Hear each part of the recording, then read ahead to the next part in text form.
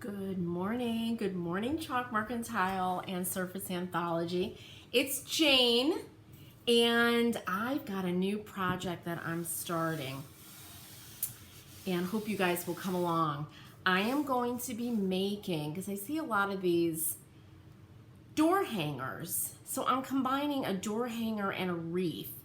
And I found this piece of wood in my garage that I had actually demonstrated using milk paint as a stain. This is Artissimo, but I'm gonna be painting over this with two colors, a white and then a graphite color that I'm gonna mix up on top of that. And today that's what we're gonna be doing. And I'm gonna be wearing it down a little, creating a little bit of age with the this Antiquing Glaze by Amy Howard at Home. Then that will dry, and I'll see you guys in my next live for when I'll be applying all the Iron Orchid paper clay molds, which I think and I hope is going to look beautiful. And my color scheme is going to be the graphite with white and gold leafing. So we'll see how that goes, and I think it's going to be a really fun project. So poke around for a scrap of wood. It doesn't have to be a circle to put a wreath on it, by the way. You can use a square piece of wood and you just draw a circle for your wreath. Any shape, you know, an old, if you put together an old board with some pallet wood, just anything that you could find. It does need to be wood to get the effect that we're looking for. All right. First thing before we start is I want to show you guys the Merry Makers, a little sneak peek of what what's going to be in the September box. Look at all these goodies. So, because people have asked me, we're going to be using, and this you have until the last day of August to order this box. It's the Merry Makers Ornament of the Month subscription box. So we're going to be using, this is German glass glitter. This is clear. It hasn't been included in a box yet, so I'm excited about that. And you're going to get it in this cute little vial, which that's one of my tasks today, is to fill these vials up with the glitter. We're going to be making our ornaments on, and these are going to be hanging ornaments. Last month we did a little winter village. These little wood rounds, I think they're basswood, but that's going to be the base. We're using Spanish moss, pine cones. You're going to be using these wonderful, these are from Germany. These are spun cotton mushrooms. How fabulous are those? In all different sizes. And everybody is going to get one of the large ones, but they don't make these anymore. These are really huge. And I've looked everywhere, so I'm going to use up what I have, send out to you guys. These little cranberry berries. You're going to get a little thing of white paint because you have to put some little details on. Of course, my favorite, Aleene's Tacky Glue. So all of that goes into the September box. So you have a couple more days to get in on that. All right, and I'll answer, the Surface Anthology membership is open now. So many of you have signed up and are continuing to sign up for the wait list. It is open, and I will answer questions about that while I'm working on this. The membership is open until Wednesday, which I believe is September 1st, if you can believe that. All right, what we're gonna do first thing is mix up, well, first thing is to move my coffee, and we're gonna mix up our milk paint. I think I got some glue on the bottom of these, but I use these these are Fire King. I get them at Goodwill. I love these. I mix up all kinds of paints and things. So I'm gonna start with the typewriter. Now I'm creating my own color here, because I don't want it to be pure black. So I think I brought out, yeah, I have some trophy. So this is Miss Mustard Seed, and I've got typewriter and trophy. Grab my bucket of brushes because I'm going to need a tongue depressor. When you mix this up, it is traditionally 1-to-1. Some of these colors, though, they're sometimes are thinner, sometimes they're thicker. So I like to mix them up and let them sit, and that's actually recommended. You can mix up your colors the night before and let them sit. And this is milk paint. It isn't going to last forever. It's made with actual milk protein, so it lasts, I think, in the refrigerator about 2 weeks. So I put about, I don't know, there's a little more trophy in here than typewriter, and I'm going to adjust it. When you guys are working on these projects, and the finishes that I show you can all be used on furniture, but it's always a good idea to test out your ideas beforehand. So you would, you know, create a little project. You don't just have to do it on a piece of wood. Make a little project, try out your ideas, and see how it looks. Then you could commit to the large piece without a lot of worry. Okay, and here's our next one. I'm gonna get the white started too. There we go. I thought I had put out a bunch of tongue depressors. I use these things for everything. And this, I hope I have enough. I should. This is Farmhouse White. Get all of that goodness out of there. And I'm going to add a little ironstone.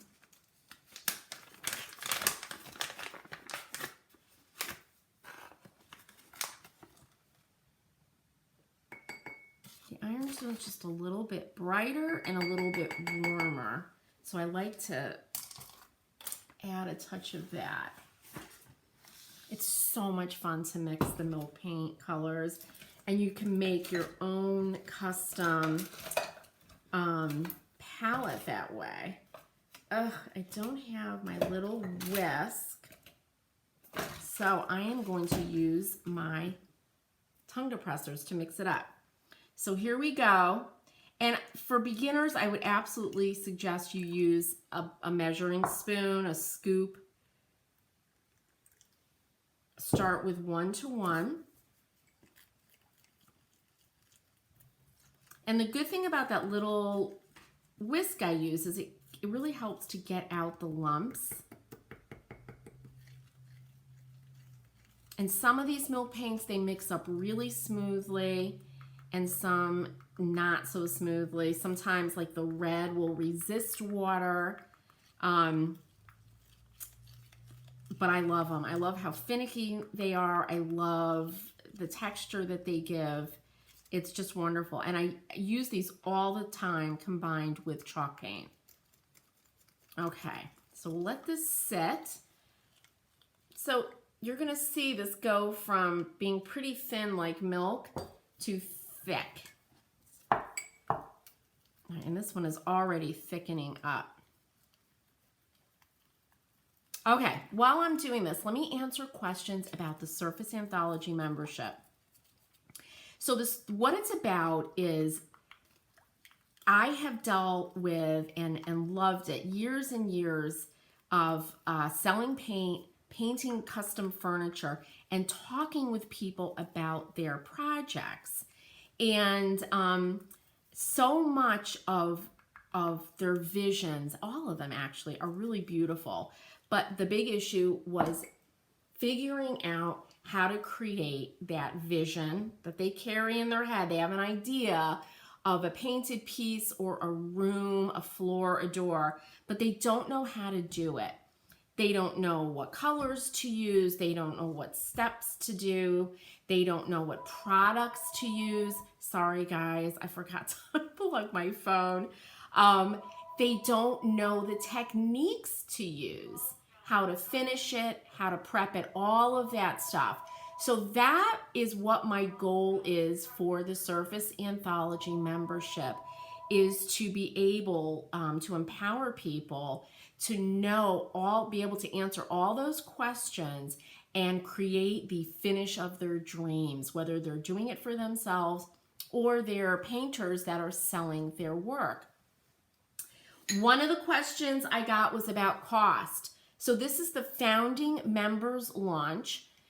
It's just opening up. It is $21 a month, which is a fabulous price. It's like a little bit over $5 a week. And once I close the doors on this launch, the price is going to go up. So if you get in now, it's $21 a month. And it's guaranteed for the life of the membership. So as long as you stay in and the membership goes on, that's the price you're going to pay. What's included? So I am going to go do 2 workshops a month. So 2 major workshops were about paint finishes. And we're going to be covering throughout the year and the months chalk paint, milk paint, different types of mediums, different types of woods and surfaces, different techniques. So it's a lot. And each month we're going to have a theme, and you're going to have 2 workshops. I'll be in the Facebook group to do Q&As a couple of times a month, so we can go over, because I know a lot of questions arise. And there will also be little mini tutorials here and there for techniques like gold leafing, striping, painting flowers, different kinds of things that come up when you're creating your own finishes. Our milk paints are looking really beautiful right now. All right. Can I cancel? You could cancel anytime. There's absolutely no obligation. And somebody asked about the discount. So I have Surface Anthology, which is all about my education, so to speak. So my workshops, my classes, the membership, and my box subscriptions. Chalk Mercantile is my shop where I sell paints, stencils, milk paint, gold leafing, iron orchid, you name it. So all members of the Surface Anthology membership get 20% off on the Chalk Mercantile website all the time. So that's a really nice perk, because I don't really do sales. So you'll be getting that included. All right, that's what came up. Any other questions, please ask in the comments. You can message me, have at it, and I will do my best to answer those. All right, we're gonna paint now, getting back to our project. So here's my board. It has no finish on it. It just has the Artissimo. So I'm using just a 1-inch, this is my little Authentico synthetic brush. I always wet my brush. Let me grab a rag here before I start, so I don't get all that paint up into the ferrule. I've got Spanish moss everywhere. Okay, so I want to start with the white, and then I'm going to go over it with this kind of graphite color I created. When you're using milk paint, every time you dip your brush in it, give it a little stir. You have to keep it agitated, angry, agitated, because it's a natural product and all the pigments fall to the bottom. All right, here we go. This does not need to be neat. You just need to get this first coat on here.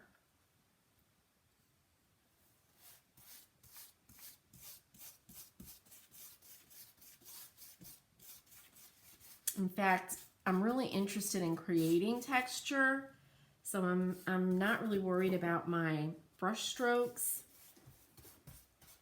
The really nice thing about milk paint is you can make it really thick to create texture. you can use it watered down, and it makes just a beautiful stain, as you can see with the Artissimo that I'm going over right now.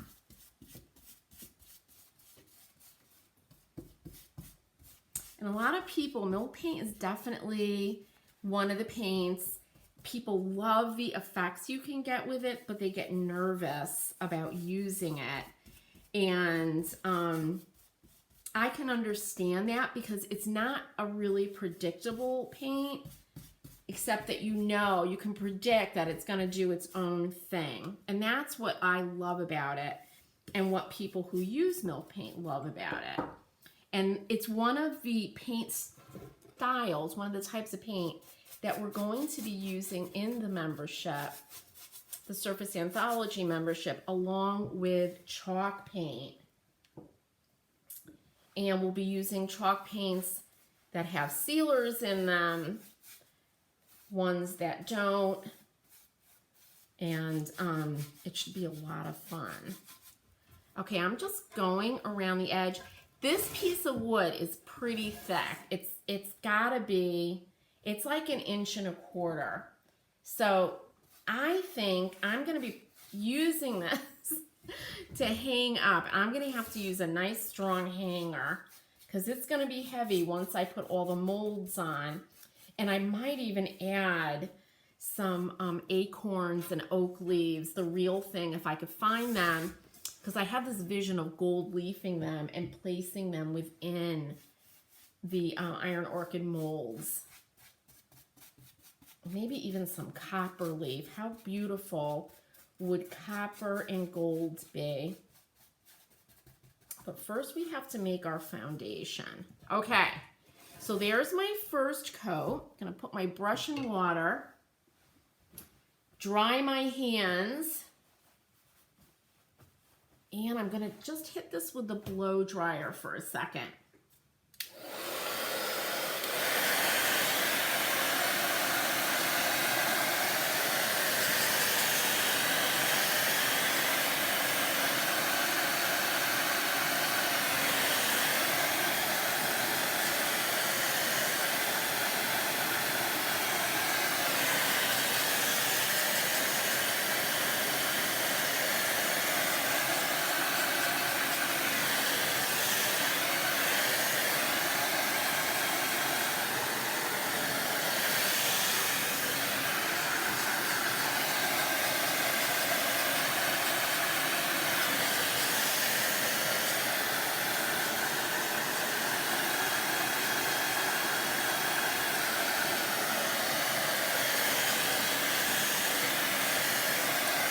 Dries pretty quickly because it is on a relatively raw wood.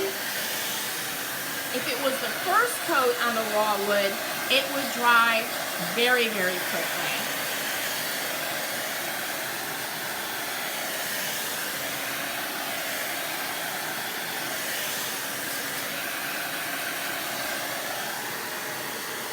All right, let me just give it a little turn and get these edges. All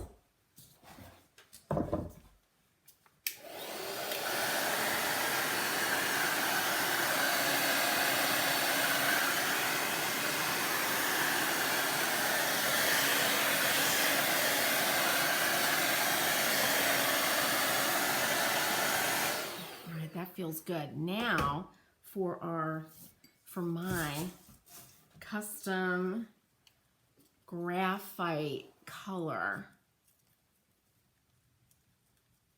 and it's really nice and creamy now. Hopefully this will be enough. So when you're mixing up a custom color, you really need to mix up a recipe. So write it down, you know, especially when you're doing custom pieces, if you're a painter and you paint furniture for people, because you don't want the color to be different on one side than the other. So don't be like me, you know, when you're doing a small project, it's okay to do this, but when you're creating, you know, a color, whether it be in milk paint, chalk paint, any of the other paints, make sure you write your recipe. So 1 tablespoon of typewriter, to 2 tablespoons of trophy, and I would even measure the water because the consistency also affects the finish. And the real goal is to mix up as much as you're going to need for your project. Okay, here we go. Let's see how this goes.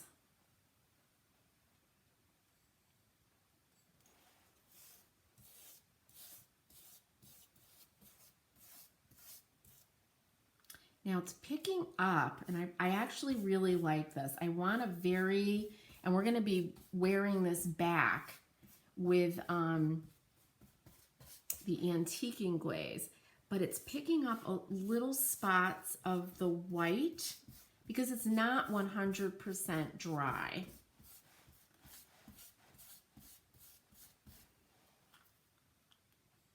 So I'm mixing it up as I dip my brush in there. Another thing you're going to see, and I see it as I'm doing this, I'll hold it up to the camera. If you don't like this, because milk paint, again, it's pigments, it's dry, you have to mix it. You'll see little bits of red pigment in here, different colors that make up those, the trophy and the typewriter. So if you don't like that, if that's not your thing, you need to really, really mix your milk paint and let it sit, mix it again. And some people even use those immersion blenders.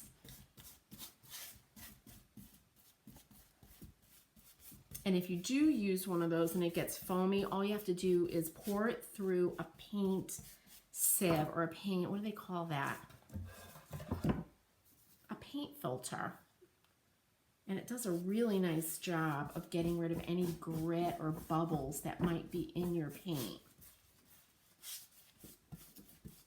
Okay, so there's our kind of dark and moody graphite color. I'm going to go around the edges, and it's not going to stay this way because remember, my molds are going to be white. We're going to start with white, and I'm going to gold leaf, maybe copper leaf, maybe even silver leaf, kind of the fall colors. So I really want the white to pop. So I need to have a darker background for that. And that's what I envision anyway. And for those of you, by the way, if you go to my new website, surfaceanthology.com, I have a little project organizer printable, and I really do use it, and it keeps me on track. I do a little sketch of what I envision, write down my steps. I go look to see if I have all the products I need because I, write them down. I go check. There's nothing worse than starting a project and you sit down, you've got time, everybody in the house is happy, and you don't have the products to complete or even start your project. So go grab that, and I wrote a little blog post on how to use it. And that'll help you with your projects and getting them organized. All right, brush into the water. We're gonna dry this. The Spanish moss is gonna add texture to my wreath. Now this is definitely gonna take a little bit longer. The paint is heavier. It didn't get all soaked up by the wood.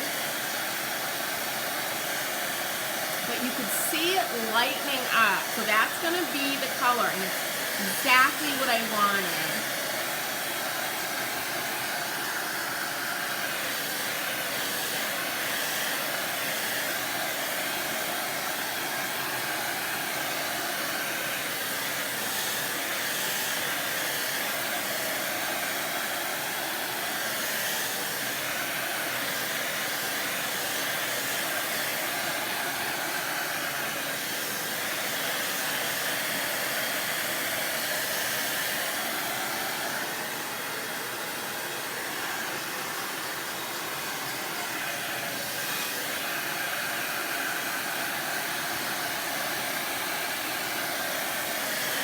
And you can also see, even as this far away, the brush stroke. So I used the brush to kind of also create texture. And you can definitely see those coming out now.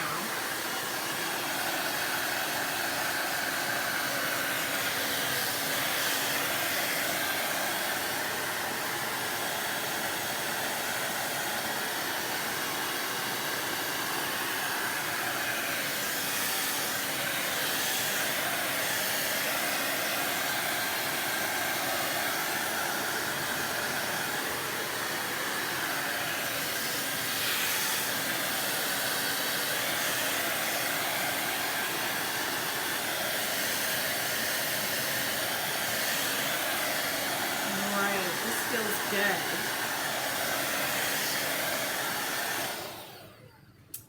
Now, to kind of wear this away, you could scrape, I think, at this point, and I love to do this.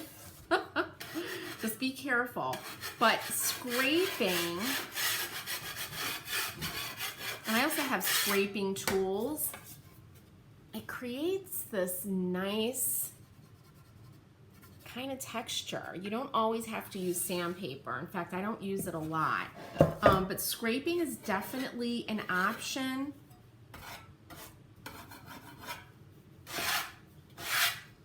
Now, but what we're gonna be doing is using this antiquing glaze, which I love. So it's very, very subtle. I use it all the time, but I'm gonna use this along with a natural sea sponge, and I'm using my small one. Let me just, can you see here, I have it soaking in a glass of water. I love these. And if you get a big one, I do have them on the website. You can cut them, you could rip them apart. You could use one for your shower and one for your craft projects. So I'm gonna pour some of the antiquing glaze into this little bowl. And you see it's brown, but it isn't gonna turn this brown, so don't worry. Okay, let me move this over. So I really wrung out, I squeezed out all the water from the sponge. You do need to wet it though. And first thing I'm gonna do is kind of do this and leave it for a minute and dry my hands. And just let that kind of activate. You see? It's like giant droplets of antiquing glaze. And then take my sponge. I wring out a little bit of it. I'm just gonna move this up here and just, whoops. I'm turning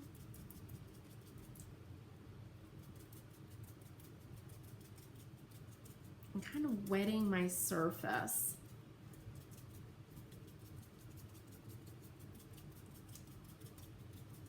Now it's tempting to do like a section at a time, but then it will look like a section at a time. You can do that if it's worked into your design. And that's part of, you know, getting organized, is not just having what you need, your project, your colors, all of that. You also want to have a plan of what finish you're going to use. What are you thinking about doing? And that doesn't mean you can't change or add to it, but if you have an idea of where you're going, and as you see, I keep dipping, wringing, it gives you a map of your project. So maybe if you were doing something where you split this up, you want to do different techniques in each quadrant, and that's part of your design. All right, now that I've done that, it's wet. I'm gonna start getting a little bit more aggressive with pulling up And you have to turn the sponge.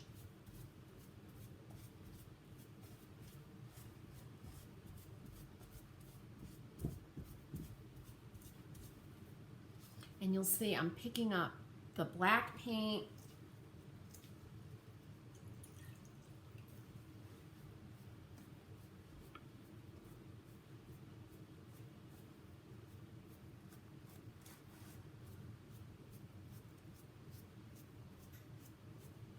And this just gives it this really beautiful mottled kind of look.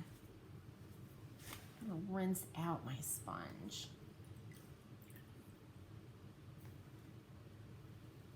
And then into the antiquing glaze.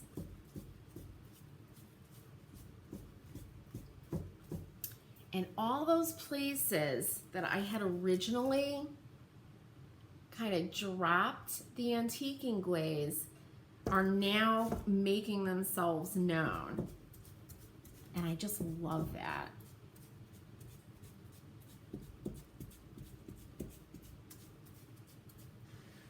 So again, I'm gonna rinse because now I am picking up a lot of paint.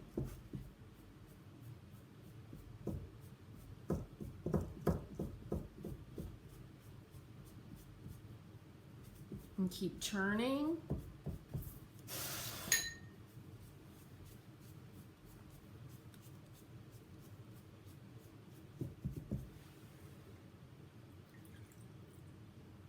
So if you were going to do this, and hopefully you'll give these techniques a try, on a piece of furniture, I would tell you to have a big bucket of water, use the larger sponge,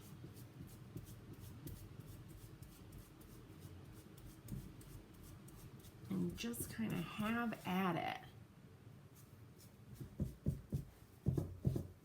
All right, that is looking good.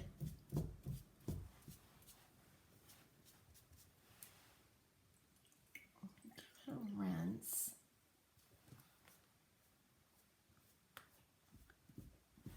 And we're going to go over just a final time. So I want this to be kind of spotty with little peaks of the whites that we started with coming through. And when you're working at home, what you want to do is you want to get away from this. You want to put it up and step away from it and look at the whole picture that you're forming here. And when you're working close like this, it's very hard to see, you know, what you have going on. You need to stop every few minutes, grab a glass of water, and look at what you've got going on.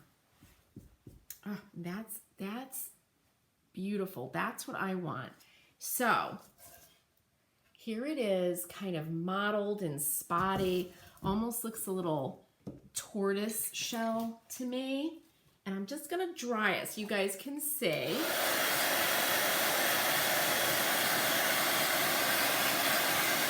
Feeling that heat getting around. I don't use, and I think I've mentioned this before, I don't use a heat gun because they're so hot that I burnt stuff.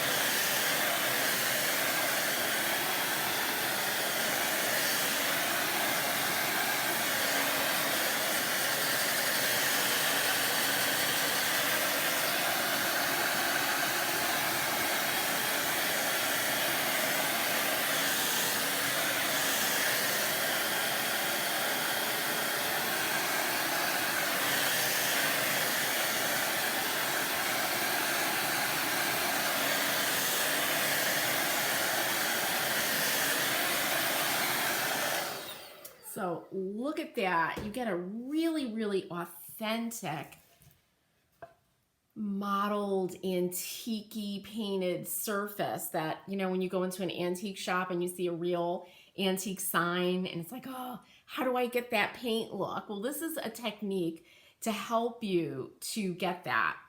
So when we meet again, I will send out an email. I'll also send out a text.